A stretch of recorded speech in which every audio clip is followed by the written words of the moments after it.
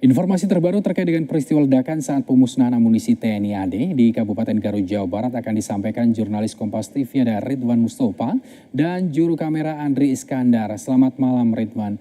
Ridwan, bagaimana dengan perkembangan proses identifikasi korban? Ini seluruh korban berhasil diidentifikasi, namun ada 2 korban yang sampai malam hari ini, informasi yang kami dapat ini belum dipulangkan ke rumah duka. Apa kendalanya?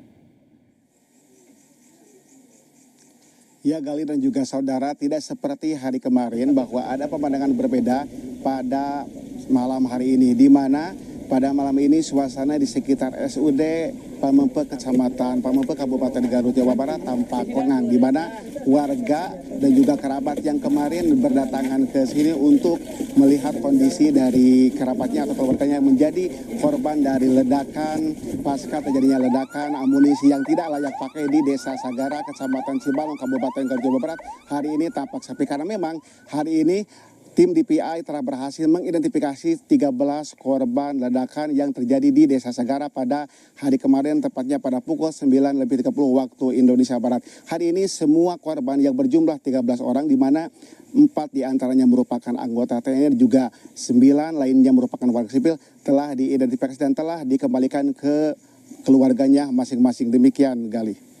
Ridwan, lalu bagaimana dengan proses investigasi yang telah dilakukan? Apakah sudah diketahui penyebab pasti insiden ini? Kalau untuk investigasi memang masih dilakukan oleh pihak terkait, juga memang belum ada keterangan resmi dari TNI berkaitan dengan investigasi pasca terjadinya ledakan atau penyebab terjadinya ledakan yang terjadi di Desa Sagara pada hari Senin kemarin. Namun demikian, di lokasi kejadian atau di tempat kejadian perkara, tepatnya di Desa Sagara, memang masih dipasang garis polisi. Tanya itu memang semua warga yang melintas di kawasan itu memang distabilkan dan tidak boleh adanya aktivitas sama sekali di kawasan tersebut. Dan juga memang belum ada informasi resmi apakah garis polisi tersebut akan dipasang sampai kapan, mengingat memang petugas dari TNI dan juga polisi masih berjaga di lokasi tempat kejadian perkara. Tanya itu mulai tadi siang hingga malam ini sudah banyak warga yang kembali ke rumahnya masing-masing dan tidak ada lagi warga yang menunggu di sini, menunggu